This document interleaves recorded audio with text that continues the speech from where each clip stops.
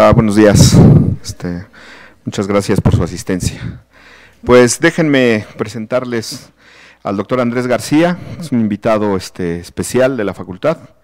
El doctor Andrés García es parte del grupo de investigación de aprendizaje y análisis de la conducta del Departamento de Psicología Experimental de la Universidad de Sevilla.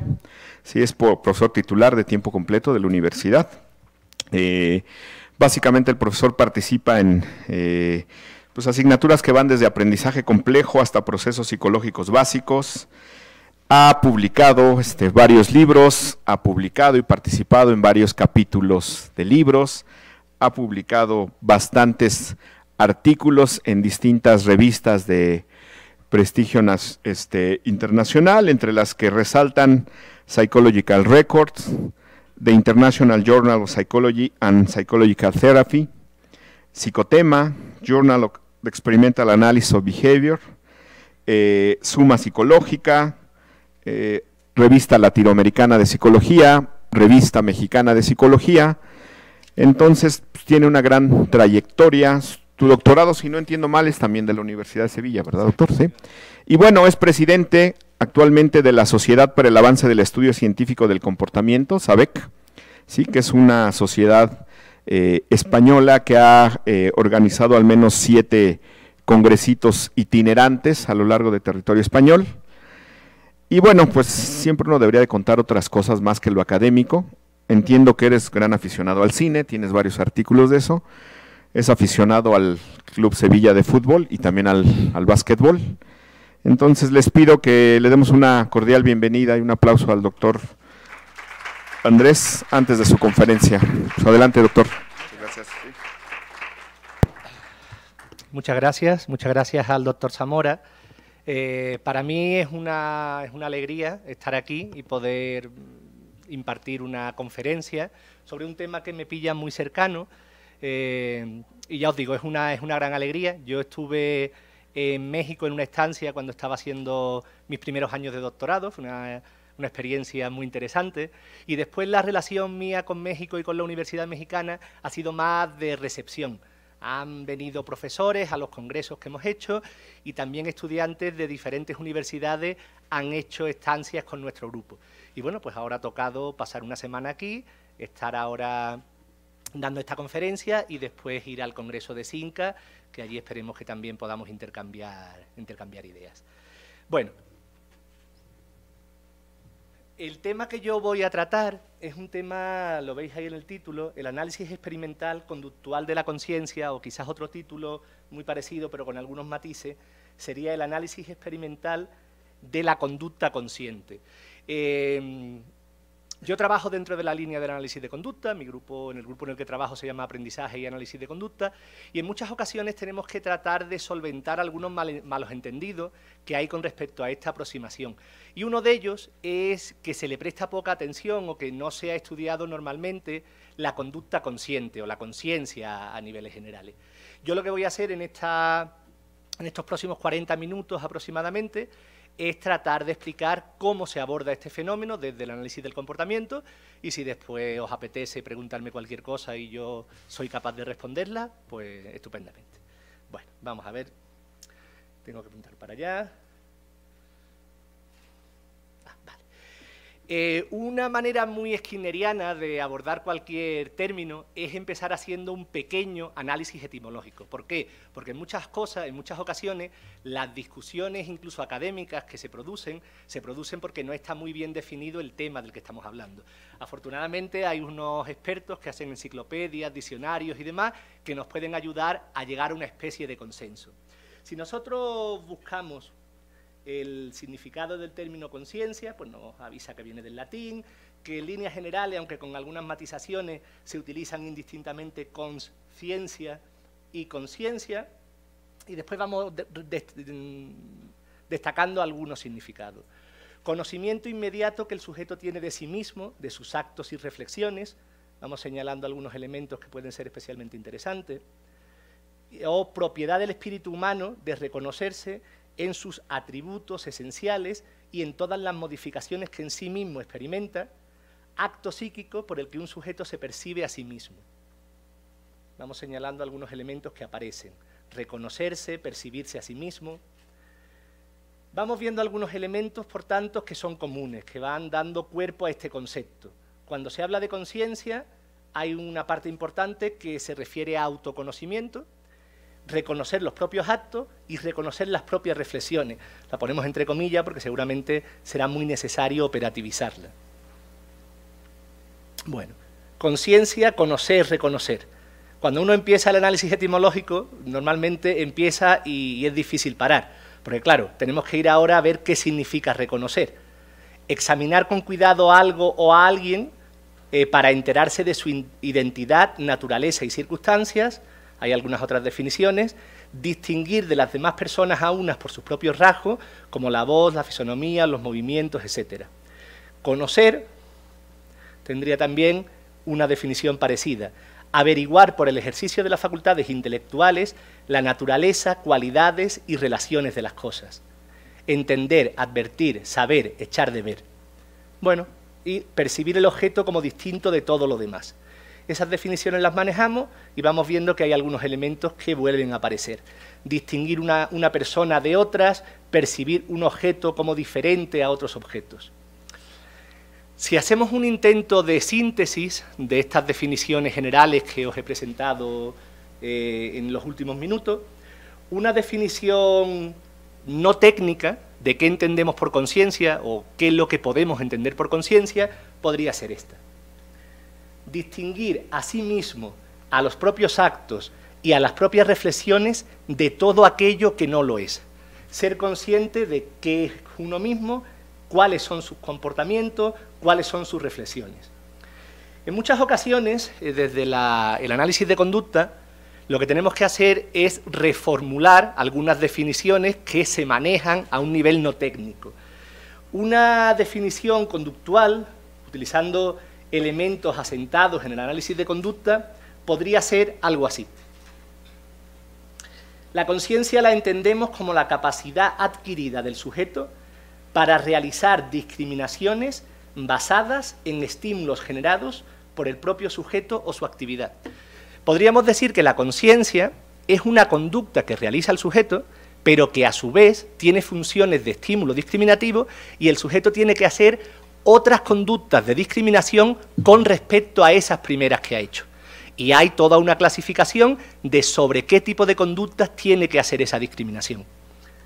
Que eso sería lo siguiente, porque entonces hablaríamos de que el sujeto tiene que reconocerse técnicamente. Cada vez voy a ir pasando más de un lenguaje menos técnico a un lenguaje más técnico. Sería responder discriminativamente a varios tipos de situaciones. Por ejemplo, a la propia imagen. Tú eres consciente de tu imagen cuando respondes de manera diferente a ella que a otra estimulación. Al interior de uno mismo, lo que normalmente entendemos por introspección, lo que veremos ahora que tiene mucho que ver con la discriminación de estímulos interoceptivos, que presentan ciertas peculiaridades porque los que nos lo enseñan a discriminar no tienen un acceso directo a esos estímulos a discriminar. Al propio comportamiento, saber lo que has hecho, distinguir lo que has hecho en un momento de lo que no has hecho o de lo que has hecho en otro momento. Y por último, a las relaciones entre el propio comportamiento y sus efectos. Saber discriminar si lo que está sucediendo en el entorno se debe a algo que tú hayas hecho o es algo que es acontingente a tu comportamiento.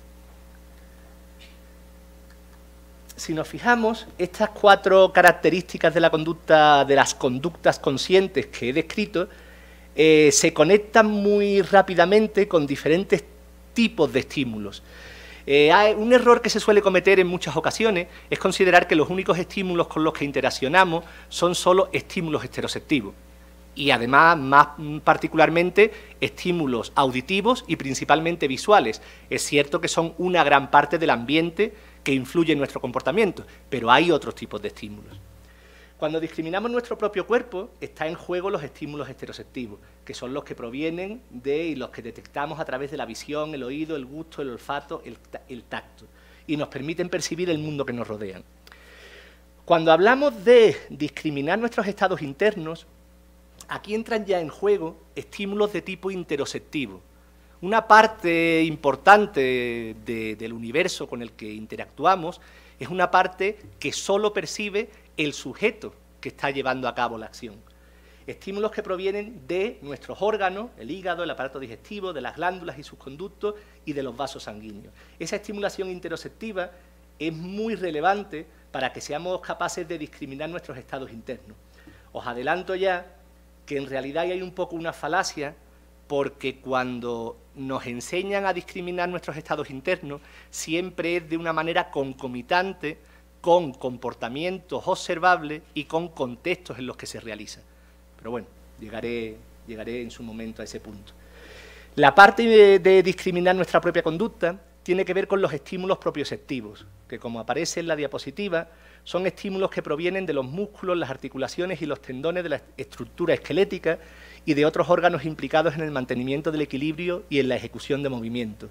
Si yo ahora cierro los ojos y levanto una mano o me toco la cabeza, yo sé que lo estoy haciendo, aunque no lo esté recibiendo esteroceptivamente, porque recibo una información propioceptiva. Esa estaría en la base de la discriminación de nuestra propia conducta.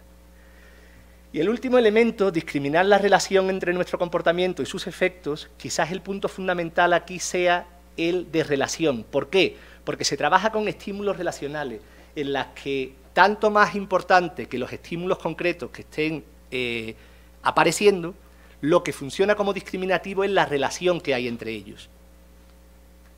Bueno, pues vamos a la primera parte, responder discriminativamente a la propia imagen, reconocer nuestro propio cuerpo. Aquí seguramente todos conoceréis los estudios pioneros que realizó en la década de los 70 Gallup. Tienen mucho que ver con esto. ¿Por qué? Pues porque hay un protocolo experimental que es este de mirarse en el espejo y ser capaz de responder discriminativamente a la imagen. Casi todos los primates muestran mucho interés por su imagen reflejada en el espejo, a veces hacen muecas y adoptan posturas extrañas, otras veces incluso, vamos a ver alguna foto, en la que adoptan actitudes un poco obscenas, ¿no? Bueno, lo vemos. Vemos aquí que se está mirando su mundo interior a través de la nariz. Aquí entraríamos ya en conductas de las que he descrito anteriormente y que se ve que les gusta mucho hacer cuando tienen un espejo por delante. Se sacan la lengua. Ahí sigue. Vemos ahora también que no solo con chimpancés, sino que también con gorila aparecen este tipo de situaciones.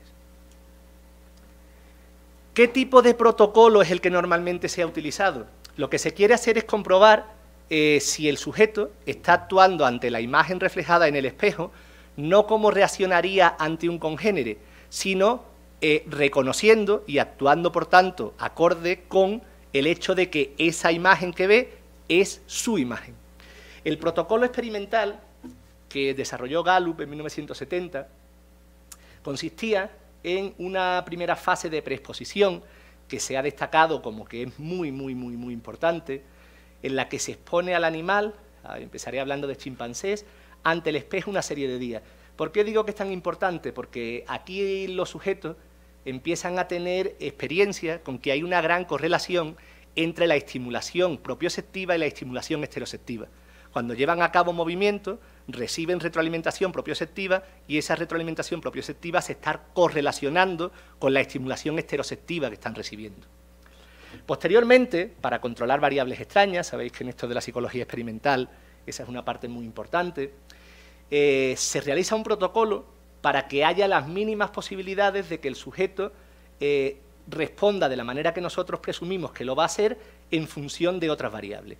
Por tanto, se anestesia al chimpancé y mientras duerme se le pinta una manchita que no produce claves ni olfativas ni táctiles en la cabeza.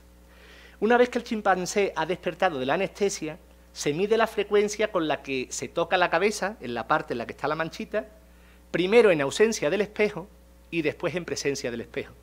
Si cuando no está el espejo presente no se toca la manchita y cuando está el espejo presente no es que vaya y toque el espejo donde está la manchita, sino que se toca la cabeza, se considera que ha superado esta prueba y se habla de autorreconocimiento de la imagen. Lo que se ha encontrado en la literatura durante un tiempo era que los chimpancés sí solían pasar la prueba con bastante consistencia, y sin embargo otras especies, por ejemplo los gorilas que hemos visto aquí, no eran capaces de pasarla. Con el tiempo y más recientemente, porque esta línea de trabajo tuvo un auge y después tuvo una caída, pero después ha tenido otra aparición y se ha encontrado a lo mejor que ciertas ballenas lo pasaban, elefantes, etcétera. Pero bueno, nos quedamos en este punto. Os voy a...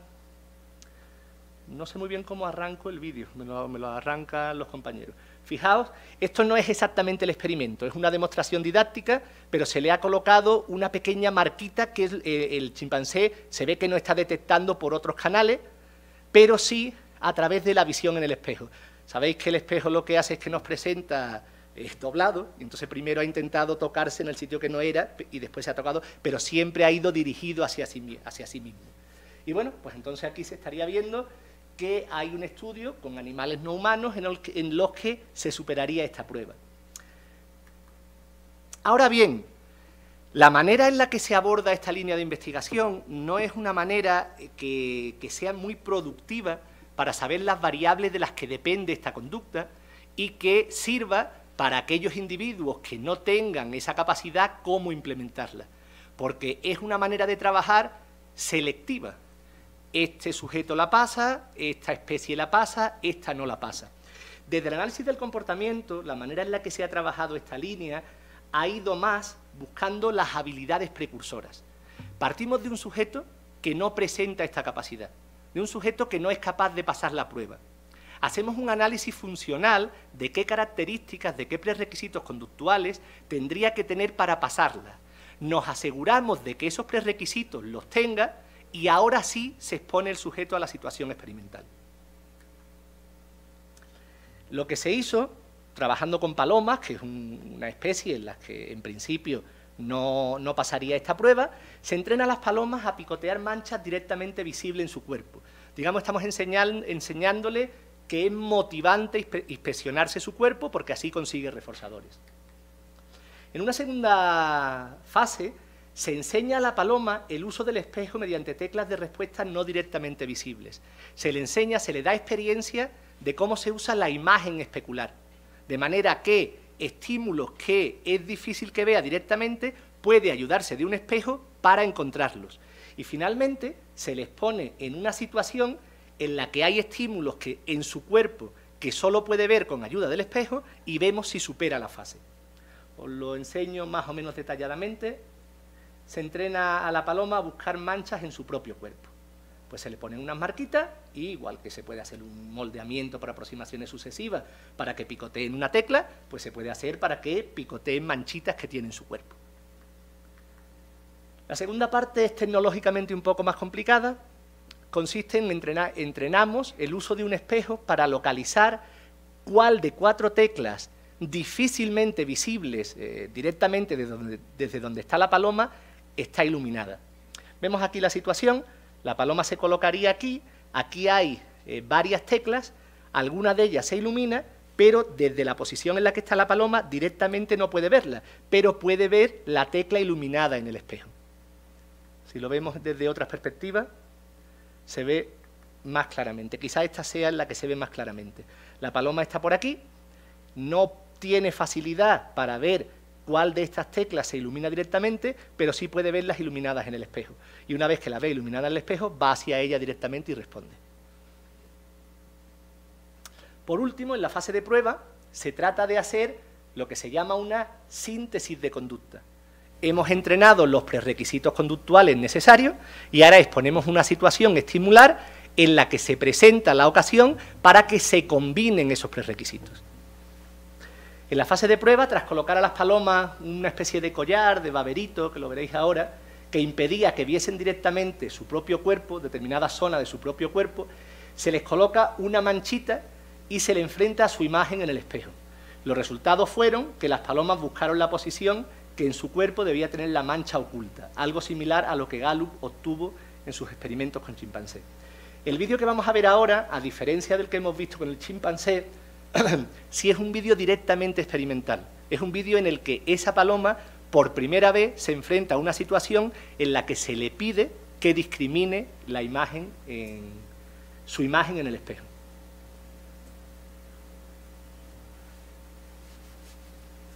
tiene un pequeño baberito, si os fijáis, si se agacha un poco, no puede ver la teclita porque se lo tapa, y la única manera que tiene de saber que tiene una mancha en su cuerpo, que es algo que se le ha entrenado previamente a buscarse, es utilizando la imagen especular.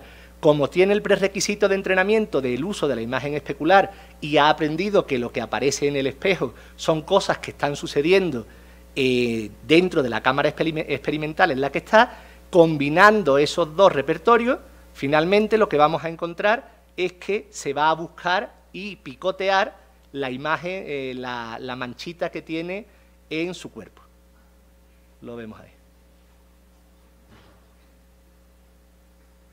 Fijaos que lo que yo destacaría principalmente de estos estudios que os he presentado es la manera de abordarlo.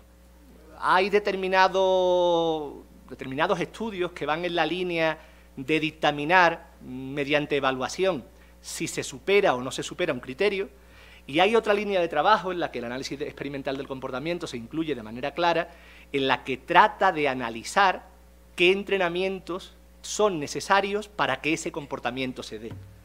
Más importante que la verificación o no de un fenómeno en una determinada muestra de sujetos, lo verdaderamente importante es la identificación de cuáles son las condiciones necesarias y suficientes para que dicho fenómeno se dé. Así, si se trata de una conducta que se considera adecuada o adaptativa, tendremos las herramientas de modificación de conducta pertinentes para implementarla. Pasaríamos a la segunda parte, a reconocer nuestros estados internos y a ver, por tanto, cómo respondemos discriminativamente a estímulos interoceptivos. Esta parte es de una mayor complejidad técnica y conceptual.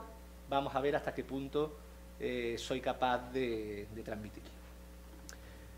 Usamos el mismo proceso de aprendizaje discriminativo que usamos para aprender a discriminar, a distinguir, a responder diferencialmente al mundo, tanto el mundo externo como estos estímulos internos.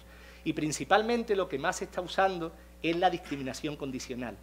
¿Qué es una discriminación condicional?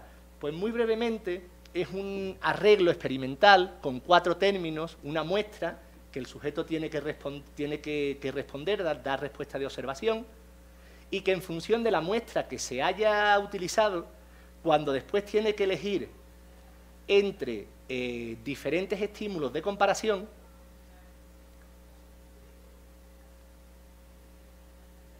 uno será correcto y otro será incorrecto. En este caso, por ejemplo, el ensayo que hemos visto, ante este estímulo de muestra, este estímulo de comparación es el correcto y lleva el reforzador, y este estímulo de comparación es el incorrecto y no lleva el reforzador. Lo explico brevemente cómo se trabaja de esta manera con eventos externos y después lo llevamos al capítulo que estamos viendo. ¿Qué es lo que nos enseñan a nosotros mediante discriminaciones condicionales de esta manera? Pues que cuando hay un estímulo determinado, pues por ejemplo, la imagen de este pez, de entre diferentes comparaciones, de entre diferentes posibilidades, palabras, tarjetas, etcétera, que estén en el protocolo, hay una que es la que si yo elijo soy reforzado y sin embargo si elijo esta no soy reforzado. Pero cuidado, cuando está presente la otra muestra, ahora esta que era discriminativo pasa a ser un delta. Y esta es la comparación correcta. Aquí se mezclan diferentes terminologías, entonces yo las voy a ir intercalando. Os la digo, las muestras se llaman también estímulos condicionales y las comparaciones correctas e incorrectas, estímulo discriminativo y estímulo delta. Así, lo que el sujeto aprende es que en presencia de este estímulo, esta elección es la adecuada y en presencia de este estímulo, esta elección es la adecuada. Si lo lleváramos a esta discriminación de estados internos, de una manera genérica, ¿qué es lo que tendríamos que enseñarle a los individuos? Pues que en presencia de un estado de alegría, pues yo digo, estoy alegre, en lugar de otras posibles etiquetas que podría poner. Sí, y por otra parte, en presencia de un estado de tristeza, yo digo, estoy triste y eso es lo que he reforzado. Me enseñan a discriminar mis estados. Pero ya os digo que eso presenta algunas consideraciones interesantes.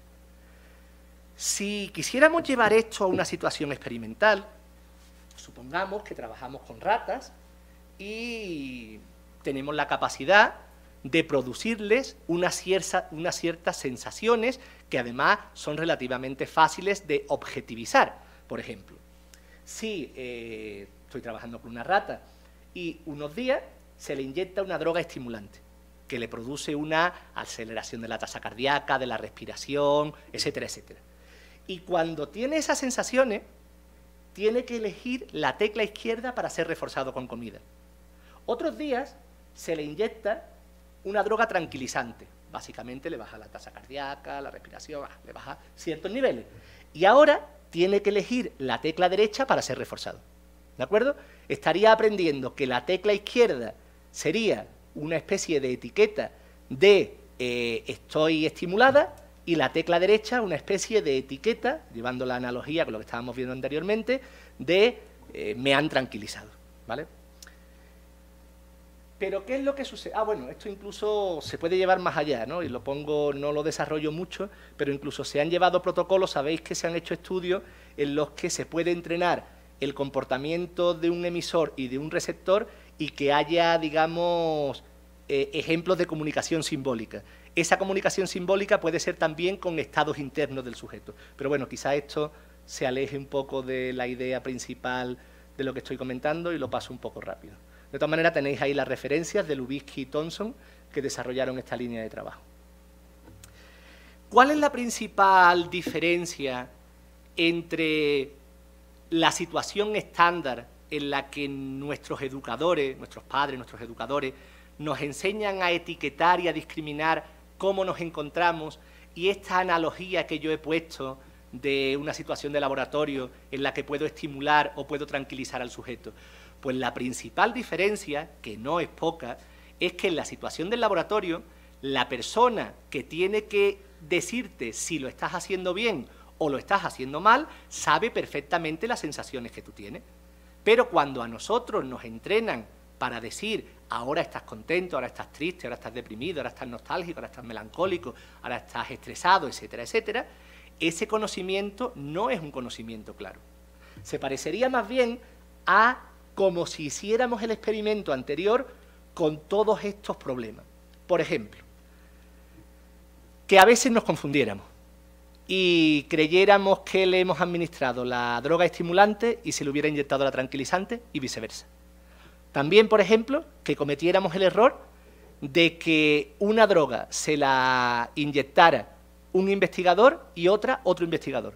O incluso más allá, que la manera de que el sujeto recibiera el efecto de la droga fuera diferente. Por ejemplo, una vía oral y la otra vía intravenosa. ¿Qué es lo que sucede? Que habría aquí muchos elementos que compiten por ser el discriminativo real de lo que el sujeto está aprendiendo. Si conocéis el concepto de validez relativa, aquellos elementos que mejor se correlacionan con las consecuencias relevantes para el sujeto son los que se van a condicionar. Aquí es muy probable que más que las sensaciones que tiene el sujeto, haya otros estímulos discriminativos que tienen que ver con el contexto que entra en juego, que son los que se convierten en discriminativos. Y el sujeto no solo está discriminando las sensaciones que tiene, sino que está discriminando en qué contexto tiene esas situaciones. Esta parte voy a intentar explicarla resumiendo un poco. Cuando tenemos algún tipo de reacción ante un contexto determinado, pues está ese contexto. Hay una serie de reacciones que forman parte de conducta pública. Si yo aplaudo, si yo empiezo a sudar, si yo dilato las pupilas. Y hay otra parte que es una conducta privada, que solo el sujeto en cuestión es el que la recibe. Bueno, cuando la comunidad verbal, que es la que tiene que darnos retroalimentación para que seamos capaces de asociar cómo nos sentimos con una determinada etiqueta que lo describe, hay un elemento que es importante. Si solo se presenta el estímulo discriminativo privado, no hay ninguna manera de que la comunidad verbal nos pueda dar una retroalimentación adecuada. ¿Por qué? Pues porque no tiene acceso a esa estimulación privada. Solo cuando se combinan esa estimulación privada, que son muchas flechitas, solo cuando se combinan los estímulos privados las conductas públicas y el contexto en el que se desarrolla la acción es cuando la comunidad verbal, que es la que te da retroalimentación, tiene elementos de juicio para indicarte si estás acertando o te estás equivocando. Tendríamos ahí. Bueno, es un poco complejo, pero básicamente se resumiría en lo que he comentado. Este sería el esquema que resumiría esta parte. Si solo hay estimulación privada por parte del sujeto que está dando la etiqueta de cómo se siente, la comunidad que te tiene que indicar si es correcto o no, no puede hacerlo. Solo cuando está presente esa estimulación privada, o bien con conducta observable del sujeto, o bien con un contexto, o bien con todo junto, es cuando sí se tiene esa capacidad. Por tanto, la comunidad verbal solo tiene acceso al contexto externo y a las respuestas públicas del sujeto. Refuerza el uso del lenguaje privado ante estímulos externos. Esta parte la concluiríamos diciendo que este supuesto lenguaje del alma se refiere más al mundo público, conductas externas y contextos donde se desarrollan, que a los estados internos que las acompañan. Pasaríamos a la tercera parte. Ahora, a partir de aquí, sí voy a presentar en los dos últimos elementos de reconocer nuestra conducta y reconocer la relación entre nuestra conducta y las consecuencias, experimentos que hemos hecho en los últimos años en nuestro laboratorio. El reconocer nuestra propia conducta, pues fijaos que la lógica de las discriminaciones condicionales sería la misma. Lo que varía es qué tipo de estímulos son los que se sitúan en el papel de muestra. Cuando eran discriminaciones con eventos externos, pues eran precisamente estímulos heteroceptivos, y ahora van a ser estímulos propioceptivos que provienen de la realización de cierta conducta. Cuando yo llevo a cabo la conducta 1, pues hay que elegir la tecla roja, si eliges la verde no eres reforzado, y cuando llevas a cabo la conducta 2, tienes que elegir la tecla verde y no la roja. Por ejemplo, si llevas a cabo esta acción y después te preguntan qué estás haciendo, pues estoy jugando al baloncesto. Si dices estoy jugando al fútbol, te dice, tú no sabes ni lo que estás haciendo, ni lo que no estás haciendo, ni cómo se llama cada cosa.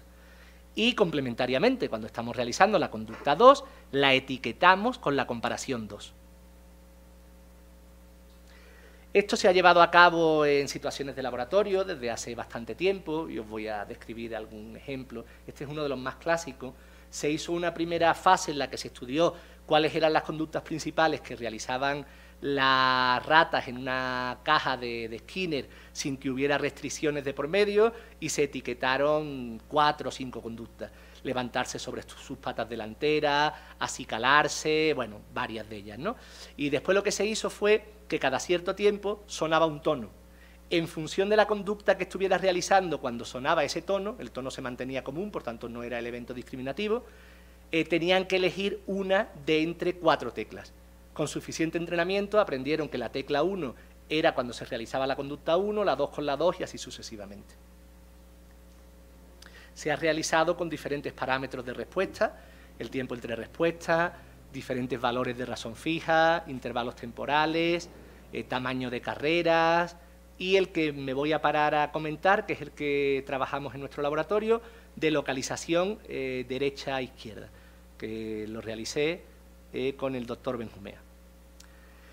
Este entrenamiento consiste en lo siguiente. Hay un primer momento en los ensayos, que es este de aquí, que es el momento de las muestras. Aparece la caja de Skinner con 2 teclas blancas. No hay ningún discriminativo que indique cuál de ellas está operativa, pero en la mitad de los ensayos es la de la izquierda y en la mitad de los ensayos es la de la derecha.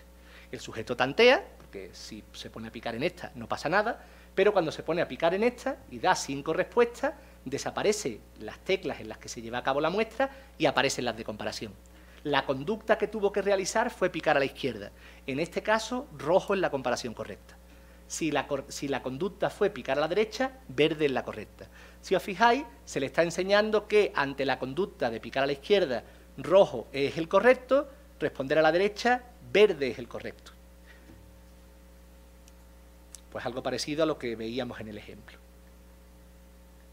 Lo vemos aquí un poquito más desarrollado con la lógica de las discriminaciones condicionales. Si picas a la izquierda y después eliges rojo, eres reforzado. Pero si picas a la izquierda y eliges la tecla verde, no. Si picas a la derecha y eliges la tecla verde, eres reforzado. Si picas la derecha y eliges la tecla roja, no eres reforzado. Los sujetos aprendieron la discriminación, empezando en niveles más o menos azarosos, pero finalmente consiguen aprender la tarea. Fijaos que de todas maneras, normalmente hay un punto más que se pide en la discriminación de la propia conducta para conectarlo con la conciencia. Se considera como un nivel mayor de conciencia cuando tú no solamente eres capaz de informar de lo que has hecho, sino que esa etiqueta que tú has aprendido a conectar con esa conducta te sirve de guía futura para la realización de la conducta. No solo aprendes de, por ejemplo, he estado jugando a baloncesto, sino que cuando te dicen, ponte a jugar a baloncesto, sabes lo que tienes que hacer. Eso técnicamente nos lleva a la simetría. Voy a jugar al baloncesto y lleva la acción adecuada. Nosotros lo que hicimos fue entrenar efectivamente la posición de la conducta con la elección del color y se pasaría la prueba de simetría si yo ahora pongo el color en cuestión que se había trabajado aquí y el sujeto realiza la conducta adecuada. Utiliza la etiqueta para resolver un problema de transferencia. Bueno, pues este fue el entrenamiento y esta sería la prueba. Pongo ahora 2 teclas rojas y si el sujeto tiene un sesgo hacia la izquierda, en este caso, y cuando presento las 2 teclas verdes tiene un sesgo hacia la derecha, estaríamos diciendo que está habiendo una simetría entre el entrenamiento realizado y el que yo he probado. Yo el entrenado técnicamente se llamaría A-B y estoy haciendo una prueba de B-A y el sujeto la supera. Aquí vemos con los primeros sujetos con los que se trabajó, después ha habido réplicas y van en la misma línea, que los sujetos, una vez que han aprendido la discriminación de la propia conducta, responden en la prueba de simetría con niveles que se separan claramente del azar. Incluso aquellos sujetos que cuando se realizó la prueba no habían aprendido todavía de manera sistemática la discriminación de la propia conducta, son los que peores resultados obtienen en la prueba de simetría. Bueno, y paso al último de los puntos, que es bastante parecido al que hemos visto ahora, pero que lo que se trata de reconocer ahora no es la conducta en sí, sino si la conducta que realiza el sujeto tiene o no tiene relación con efectos ambientales que se producen. Por tanto, reconocer la relación entre nosotros y el mundo, técnicamente, sería responder discriminativamente a la relación entre nuestro propio comportamiento y sus efectos. Aquí trabajamos con elementos relacionales. Os describo muy brevemente una línea de trabajo que tiene ya bastantes años. Latham, Killing trabajaron en esta línea y que de una manera muy genérica, sin entrar en mucho detalle, consistía en que el sujeto tenía que discriminar, el sujeto una paloma, si los reforzadores que le estaban llegando eran contingentes o no a la respuesta que estaba dando. ¿Cómo se hacía esto? Pues una paloma estaba trabajando con un programa de intervalo variable, por tanto ahí sus respuestas tenían relación con la llegada de los reforzadores. Pero al mismo tiempo se le entregaban reforzadores gratuitos, es decir, había reforzadores que no tenían ninguna relación con la respuesta que daba el sujeto. En algunos ensayos, una vez que había llegado un reforzador, se presentaban 2 teclas laterales y el sujeto tenía que elegir la de la izquierda si el último reforzador que había llegado no tenía relación con su respuesta y la derecha si sí lo tenía. Bueno, aquí lo que estáis viendo que el elemento clave no es que lleguen reforzadores o que el sujeto dé respuesta, sino si hay relación entre la respuesta del sujeto y la llegada de los reforzadores. Llevado a la lógica de las discriminaciones condicionales, os lo voy presentando y ya vais viendo cómo funciona. Comida producida por picar, tecla roja, reforzado. Comida regalada, es decir, sin relación con la respuesta, tecla verde, reforzado.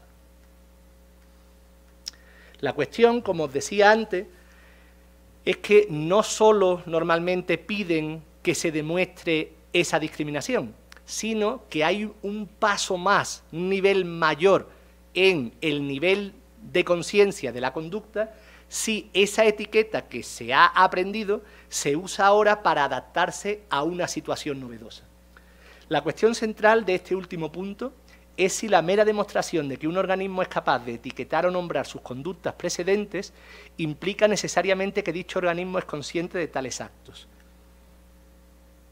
En los casos de conducta humana, cuando se hacen estudios, reflexiones sobre la conciencia humana, no decimos que alguien es consciente de sus actos simplemente porque sea capaz de nombrarlos o etiquetarlos, sino que generalmente se suele exigir un requisito adicional para afirmar la existencia de conciencia, que consiste en demostrar una mejor ejecución en aquellas situaciones en las que los actos nombrados o etiquetados están implicados en la solución de un nuevo problema. Para dar cuenta de esto, se llevó a cabo también un estudio, los doctores Benjumea y Pérez, en nuestro laboratorio de la Universidad de Sevilla, que consistía en lo siguiente. Se llevaba a cabo una primera fase, había dos grupos, el grupo de discriminación, que es el que os voy a explicar ahora, y un grupo de pseudodiscriminación para tratar de controlar al máximo las variables extrañas que pudieran también estar dando cuenta de los resultados que se obtuvieran. Este entrenamiento consistía en lo siguiente. En un primer momento, en cada ensayo, el sujeto podía tener que realizar o bien un programa de razón fija 2 y, en otros ensayos, un programa de razón fija 10. Esa realización de esta conducta constituía la muestra. ¿Por qué? Porque justo después de haber completado o bien 2 respuestas o bien 10 respuestas, la paloma tenía que elegir entre verde y rojo. Verde era la comparación correcta tras dar 2 respuestas, rojo era la comparación correcta tras dar 10 respuestas. Si hacemos una cierta analogía con lo que es un entrenamiento verbal, de etiquetado en seres humanos, podríamos más o menos decir que la tecla verde es la etiqueta de di 2 respuestas y la tecla roja la etiqueta de di 10 respuestas. De manera general, aprenden verde tras dar 2 respuestas, rojo tras dar 10 respuestas. El grupo de pseudodiscriminación tuvo experiencia con dar 2 respuestas, dar 10 respuestas, elegir verde, elegir rojo, ser a veces reforzado, ser a veces no reforzado. ¿Cuál era el único elemento que lo diferenciaba? Que no había discriminación. Es decir, después de haber realizado las 2 respuestas, razón fija 2, en la mitad de las ocasiones se le reforzaba por elegir verde, en la mitad de las ocasiones se le reforzaba por elegir rojo.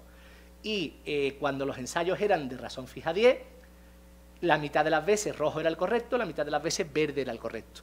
Con lo cual no tenían el aprendizaje de que verde era sistemáticamente reforzado tras dar 2 respuestas y rojo tras dar 10 respuestas. ¿Qué es lo que sucedió? Bueno, pues tenemos ahí los resultados, que los sujetos del grupo de discriminación, primero se pasó razón fija 1 y después se llegó a razón fija 2, van aprendiendo la tarea hasta situarse en unos niveles del 80%, que son los que se consideraban adecuados para pasar a la siguiente fase. Aprendían la tarea. Los grupos de pseudodiscriminación, como no había ninguna discriminación que aprender, pues estaban respondiendo a niveles de azar. Y lo interesante es lo que sucede en la segunda fase. La segunda fase, todos los sujetos, los del grupo de discriminación y los del grupo de pseudodiscriminación, se enfrentan a una situación de ensayos en los que hay un reforzamiento concurrente de razón fija 2 y razón fija 10. La mitad de las veces a la izquierda, razón fija 2 en tecla verde y la mitad de las veces el razón fija 10 a la izquierda en tecla roja. Lo vuelvo a repetir para que quede claro, porque comentando el procedimiento y el control quizás no haya quedado muy claro. Siempre tenían que elegir entre una tecla verde en la que estaba funcionando un programa de razón fija 2 y una tecla roja en la que estaba funcionando un programa de razón fija 10. Y la localización se contrabalanceaba. ¿Qué es lo que es más adaptativo para el sujeto en una situación de programas concurrentes entre razones diferentes? Lo más óptimo, la mayor consecución de reforzadores, se obtiene maximizando a la menor razón. Imaginaos que el sujeto da 20 respuestas. Si las da todas aquí, se está llevando 10 reforzadores. Si las da todas aquí, se está llevando 2 reforzadores. Cualquier combinación entre estas dos que he dicho llevaría a un número de reforzadores intermedios.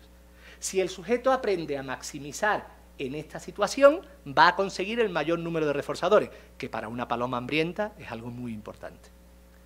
Claro, Si estos colores al sujeto no le dicen nada en relación al número de respuestas que tiene que dar, ¿qué es lo que esperaríamos?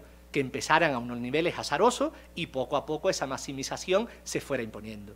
Si hay una transferencia de la primera fase a la segunda fase, solo posible en el grupo de discriminación, se podría dar lo siguiente.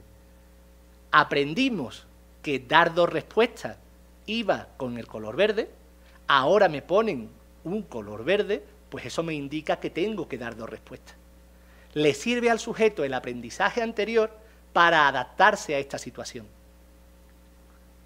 Y efectivamente, si nos fijamos en las 2 primeras sesiones, que son en las que se produce la transferencia de una manera más clara, mientras que los sujetos de rojo, que son del grupo de pseudodiscriminación, responden azarosamente, los sujetos de azul muy rápidamente maximizan a la mejor opción. Rápidamente, en la primera sesión y claramente en la segunda, están yéndose directamente a la tecla verde, que es la que les está indicando que ahí hay que dar solo 2 respuestas para conseguir el reforzador. El grupo discriminativo aprendió que verde era la forma de decir, entre comillas, di 2 respuestas, y rojo la de decir di 10. El grupo de pseudodiscriminación no aprendió etiquetas correctas porque no se le estaba enseñando, y el resultado fundamental de este estudio es que el grupo discriminativo aprendió antes a optimizar maximizando a la mejor de las opciones, verde, que era razón fija 2, que el grupo de pseudodiscriminación. Conclusiones finales, y después pondré alguna cita para que referencie lo que hemos visto. La comunidad verbal nos enseña a observar, etiquetar y calificar nuestros propios comportamientos y a los estímulos por ellos generados. La discriminación condicional del propio comportamiento podría hipotetizarse como la condición necesaria para la derivación de simetría. Y la derivación de simetría sería la base de la formación de clases de equivalencia con las correspondientes transferencias de funciones. Por tanto, se podría argumentar que llamamos conciencia a la clase de equivalencia formada por los estímulos que funcionalmente fueron generados por el propio organismo y son discriminados por éste. Y después de estas conclusiones nuestras, del grupo de investigación, pues ponemos algunas reflexiones de Skinner sobre el tema. Hay una diferencia entre comportarse y referir las causas del propio comportamiento. Disponiendo las condiciones bajo las que una persona describe el mundo público o privado en el que vive, la comunidad genera esa muy especial forma de conducta llamada conocimiento. Esto está en su libro sobre el conductismo. Sigue incidiendo, más allá de la libertad y la dignidad, sin la ayuda de una comunidad verbal, toda conducta sería inconsciente. La conciencia es un producto social. No solamente no es el campo especial del hombre autónomo, sino que queda fuera del alcance de un hombre solitario. Y acabaríamos, desde fuera de la psicología, pero también con contribución sobre la idea de conciencia, y es un término clave en el prólogo de Marx de la contribución a la crítica de la economía política. El mundo de producción de la vida material condiciona el proceso de la vida social, política y espiritual en general. No es la conciencia del hombre la que determina su ser, sino por el contrario, el ser social es lo que determina su conciencia. Y con esto habría acabado. Muchas gracias. Tenemos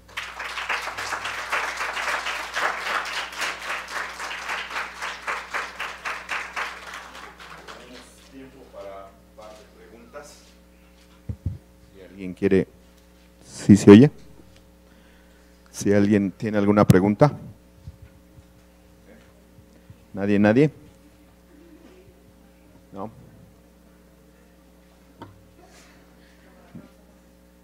Preguntas a la una. Bueno, en lo que se animan yo sí pregunto. Sí. Muchas gracias. En esta última parte, cuando haces la parte del grupo discriminativo y no discriminativo en el RF2, RF10, hacen un análisis adicional tipo igualación para efectivamente saber que está maximizando una opción que la otra. Digamos que la variable dependiente que haría referencia es número de elecciones de razón fija 2, y comparando en el grupo de discriminación con el de pseudodiscriminación.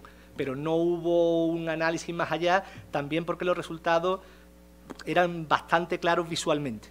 Era que los del grupo de pseudodiscriminación se estaban manejando a niveles azarosos y no era hasta las últimas sesiones que hemos visto que empieza la curva a subir un poco hacia mayoritariamente elegir el razón fija 2, mientras que los del grupo de discriminación, a los pocos ensayos de la primera sesión, ya van dando ese resultado. ¿Alguien por ahí? Bueno, yo... No, otra. Las que hagan falta. Bueno, a platicarles a ustedes, yo...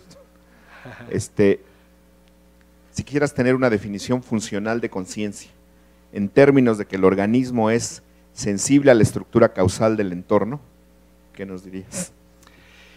La definición que manejamos, una definición que, claro, deja fuera ciertas cosas, pero haría referencia a aquellas conductas que realiza el individuo, que, como toda conducta que se realiza, genera una estimulación de vuelta, y esa estimulación, esa retroalimentación es la que utiliza la comunidad verbal para reforzar diferencialmente esos elementos conductuales que está realizando el sujeto, son estímulos que se convierten en conducta, para asociarlos a ciertas etiquetas verbales. Entonces, de una manera más o menos cortita, que fuera una frase, pues la que decía al principio, toda aquella conducta generada por el sujeto y por sus conductas, a su vez, que recibe una retroalimentación discriminativa en forma de etiquetas, en el caso de los humanos normalmente verbales, que se asocian con esos elementos diferentes. Por ahí iría la cosa. Gracias. ¿Alguien por allá atrás? Mauricio, a ver.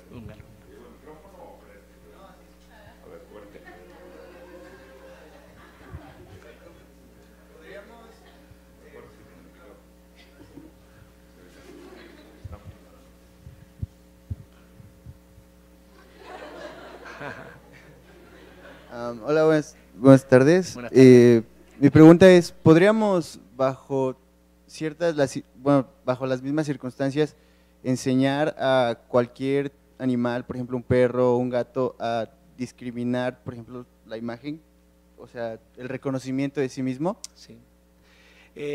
Yo creo claramente que sí, y de ahí es la diferenciación que yo hacía entre la manera estándar de aproximarse al problema, que era la manera de Gallup, a la manera del análisis del comportamiento. Gallup lo que venía a decir era, bueno, pues yo paso una prueba, descuido algunos elementos de control, pero otros los descuido un poco, como el hecho de que se tenga experiencia con el espejo durante un tiempo, y bueno, y ahora ya indico quién lo pasa y quién no lo pasa. Y a partir de ahí teorizo un poco. La perspectiva del análisis de conducta viene a lo siguiente.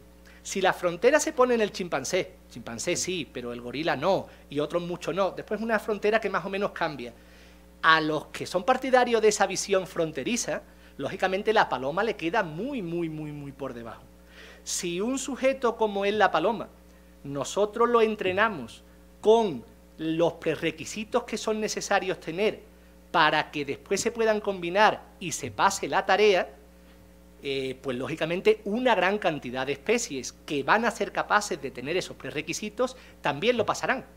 Porque vamos a ver, el requisito de aprender discriminativamente es un requisito interespecífico, de ser reforzado por las consecuencias, interespecífico, de que se combinen repertorios conductuales y discriminativos, interespecífico. Los prerequisitos, que no son tan complejos, se los podemos entrenar en muchísimas especies. ¿Me dices tú el caso de un perro, por ejemplo? Pues por supuesto que sí, por supuesto que sí. Y me gustaría destacar una cosa porque yo creo que es muy importante tener una visión o tener otra visión, me salgo ahora de la parte experimental y me voy a lo mejor a elementos que tienen que ver con psicopatología o con cuestiones educativas. En nuestro grupo colaboramos mucho con centros que trabajan con niños con autismo. Y durante mucho tiempo la psicología, la aportación que hacía era una aportación de qué son capaces de hacer y qué no son capaces de hacer. A todos sonará cosas como no son capaces de reconocer expresiones emocionales en la cara de otro, no son capaces de mantener la mirada en una conversación, no son capaces... Bueno, pues no son capaces siempre y cuando tú no organices un protocolo que te permita conseguir eso. En la línea del trabajo del análisis conductual aplicado se trabaja de esa manera. Es decir, ¿qué es lo que no se tiene y nos gustaría que tuviera? Analizamos funcionalmente los elementos y ahora vamos a ver si somos capaces que se produzca. Curiosamente, los individuos que han recibido este tipo de tratamiento en los últimos años hacen muchas más cosas, con lo cual los que se dedican a esta tarea fronteriza, etiquetadora, no han tenido más remedio que indicar, bueno, no hacen esto, aquello y aquello, a menos que haya un tipo de intervención que maximiza la probabilidad de que eso se dé. ¿He respondido a tu pregunta? Gracias. ¿Alguien más? A ver, por ahí.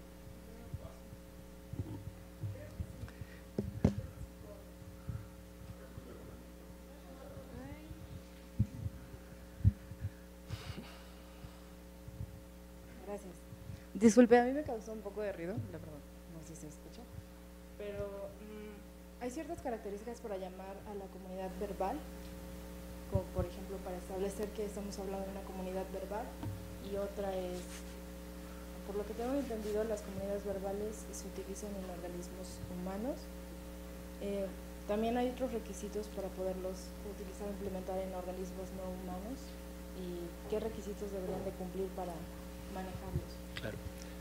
La pregunta es buena porque lleva a una de las cuestiones principales para entender el análisis del comportamiento.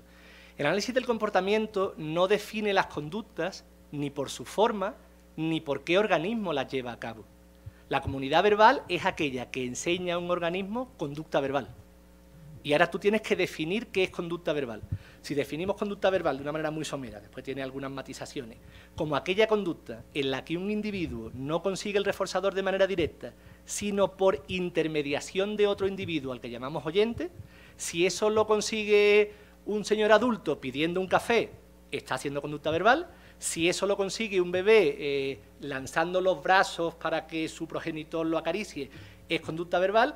Y si yo hago un arreglo experimental en el que el sujeto tiene que hacer ciertas cosas y yo le voy a suministrar un reforzador y eso encaja dentro de los patrones que hemos definido de conducta verbal, sería conducta verbal. Entonces, es una definición siempre funcional. Yo recuerdo, esto ya es un poco ya anecdótico y demás, ¿no? Hablando sobre cuestiones del pensamiento, el habla privada, pues había ciertos debates entre los estudiantes de doctorado, incluso profesores. Bueno, vamos a definirlo, ¿no? Como yo he hecho aquí al principio, una cuestión etimológica, y a partir de ahí vamos a ir creciendo. Y recuerdo que me hizo mucha gracia porque la definición que proponía un compañero era, vale, pues vamos a llamar, no me recuerdo si era conducta verbal o habla o lenguaje o lo que sea, a aquella actividad exclusivamente humana. Le digo, hombre, es que en tu definición ya estás diciendo quién la puede tener y quién no la puede tener. Tú defíneme la conducta en base a qué función tiene y en base a en qué contexto se realiza. Y ahora veremos qué individuos, bajo qué condiciones, son capaces o no de llevar a cabo esa conducta. Si esa conducta la consideramos adecuada y adaptativa, trataremos de implementarla en aquellos en los que no esté. Si hay conductas que se dan y no se consideran adecuadas, trataremos que bajen en esos individuos en los que se da. Pero ahí la clave estaría en entender que lo que se hace es un análisis funcional. Si hacemos un análisis formal nos podemos equivocar mucho, porque yo puedo guiñar un ojo por cosas muy diferentes y en función de eso entenderé mi conducta de una manera u otra y tendrá unas consecuencias u otras. La conducta verbal, yo puedo decir fuego por cosas muy diferentes, porque quiera fumar un cigarro, si fuera fumador, porque vea que está ardiendo la sala de audiovisuales, porque me están haciendo un examen básico de inglés y me dicen, oye, ¿qué significa fire? Fuego. Si yo simplemente digo la palabra fuego, ¿sabemos algo de lo que está pasando? No. Si un niño pega, ¿qué hacemos? No tengo ni idea. ¿Ese niño por qué pega? ¿Porque le han pegado a él previamente? ¿Porque le quiere quitar el donut al otro compañero? ¿Porque ha visto que en su casa esa es la manera de solucionar los problemas? Si hacemos un análisis formal, no tenemos nada. Si hacemos un análisis funcional y contextual, ya tenemos más cosas. Y eso, al final, es discriminativo respuesta reforzador. ¿¿Alguien más? ¿No? Bueno, pues les agradecemos mucho su presencia. A nombre de la Facultad de Psicología y del director de la Facultad de Psicología, le hago entrega al doctor García de un reconocimiento de parte de la facultad y les pido que lo despidamos con un fuerte aplauso. Muchas gracias. Muchas gracias. Muchas gracias. Pues gracias por su presencia.